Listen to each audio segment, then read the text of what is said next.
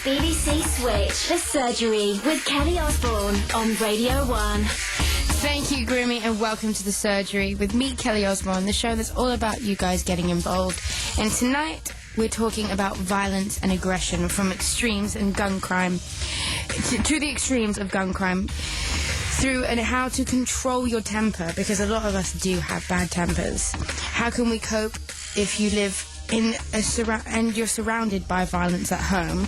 What can you do to help friends who have violent problems, and how you can cope with your friends, and how can you become less aggressive? Tonight in the studio we have Nathan John, who is a youth worker who has dedicated his life to enlighten and empower young people to excel positively in all aspects of their life. Hello Nathan, how are you? Hello Kelly, very good. And we're also joined by Aaron Ballack, who is CBBC's online agony aunt. So, agony uncle. How dare I? That's my fault. I'm so sorry, Aaron. That's all right, dear. Agony uncle. And you're a personal development coach, right?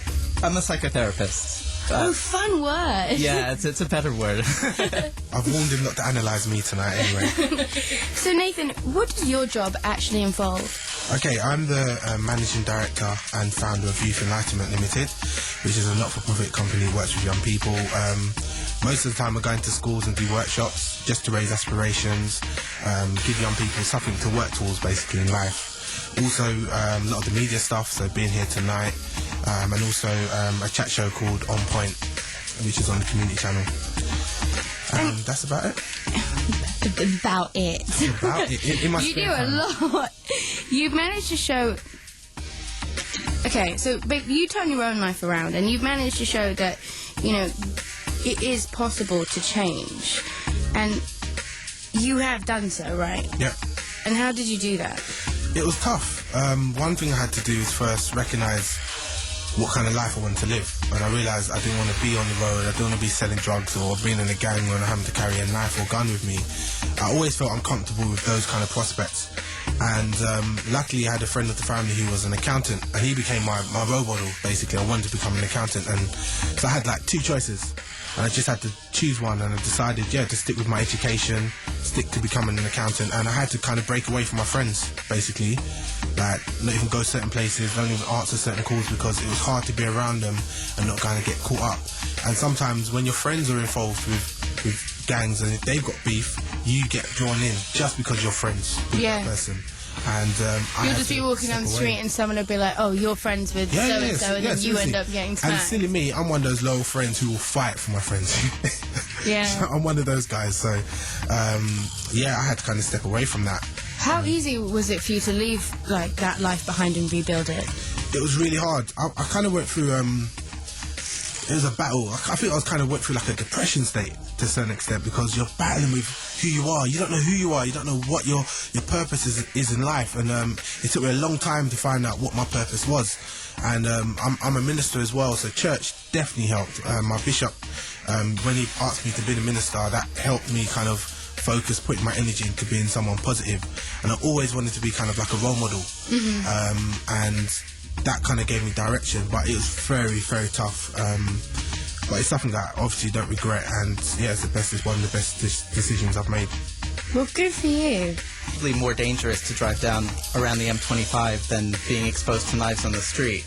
And though we have to take precautions and we have to be aware of stuff, it's kind of like you've got to put it in perspective in your head. It's not going to help to be running around scared all the time. What do you think about that? No, I agree with Aaron. I mean, the media are catching on to it because it sells papers, gets people watching the news again. But really, if you look at the proportion of the stabbings and the gun crime, it's really small. But at the same time, could I turn to a mother who just lost their son and say that? Probably not. Because when one person's being killed, that's one enough. Because that was my son or my brother or cousin or something like that, it would deeply affect me. But one thing I'm concerned about is the way young people are portrayed. And they're portrayed very negatively, like they're all thugs and gangsters, and that's not the case. That bugs me more than the case. I can even express, because I feel that, it goes back to that whole thing of you're expected to be an adult, but you're treated like a kid. Yeah. There's no one looking out for you, so you take matters into your own hands. Yeah. And you try and call the police, and because there's so much going on, they don't get to you, so you feel like the police aren't there, my government's not there, so I need to protect myself. Yeah, I mean, the government too busy fighting a war, the police have got cutbacks, so they're having to deal with kittens and trees. So young people are taking things into their own hands. So I completely agree with you, Kelly, and it's great that we're here today as young people and we're showing ourselves in a positive light. Shall I read the second text we got? Go on. My mate is obsessed with guns. He owns an air rifle and I'm worried he's going to shoot someone. What should I do? I went through this with my brother, and when I was about 12, when I was younger, that I was about 10, he shot me with his air rifle, and it was just an air rifle, but it went straight through my leg, and I was in hospital, and it's dangerous, and it terrified him, but he still did like guns. So what my parents told him was, you like this, wait till you're old enough and learn what it's capable of doing before you ever even go there with it. And he did, and now he's got his policeman's license in America, and he's fully understanding of what it is and how dangerous they can be. But guns are never good. Although you think to yourself, I know what I'm doing. Yeah, accidents happen. Accidents happen, and you don't know what your friend is capable of doing. Exactly. If you leave that on the table. I mean, one thing I'll say to this guy is, if he's really a friend, you talk to him on a level and you say to him, I'm concerned about your obsession with guns, and if he doesn't listen, I think he has to talk to the guy's parents, or talk to his parents, or talk to the guy's parents. Or just maybe, why don't you stick one of last week's newspapers in front of him and look at what's going on in, like Iraq or Afghanistan. It's real. Those are real bullets. People really are dying. It isn't a joke. And to me, like, that is frightening enough as it is for me to never even want to touch it. I think, good point, because I think the reality and fiction line has been blurred. People are playing games, watching films, and I think they're seeing these guns as toys. Yeah. You know what I mean? A lot of guys are carrying straps like it's nothing, and it's like, these guys really realising what effect this can have on people's lives. And no, good point there. So Nathan, how can people that are involved in a violent situation or a violent lifestyle bring themselves to have the courage to get out of it? First step is to recognise that you want to get out of it and really commit yourself to doing what it takes to do that. And what you then need to do is to find someone who can support you through that change, because you're going to need that encouragement, because you're going to have your friends still in your area, still asking you to go certain places, and you need someone who can kind of mentor you, someone who can kind of keep you on the straight and narrow.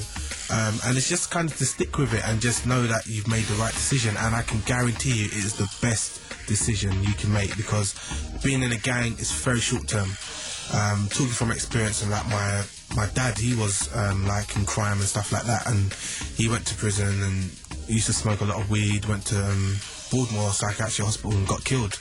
So I saw from a very young age what that kind of lifestyle can do.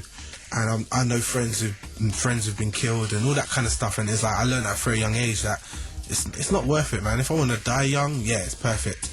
But if I want to make something of my life, if you want to make something of your life, yeah, you've got to do what's necessary. Talk to your parents as well. Form a relationship with your parents, man. Don't keep it all to yourself. They're there to help you. They're there to help each other.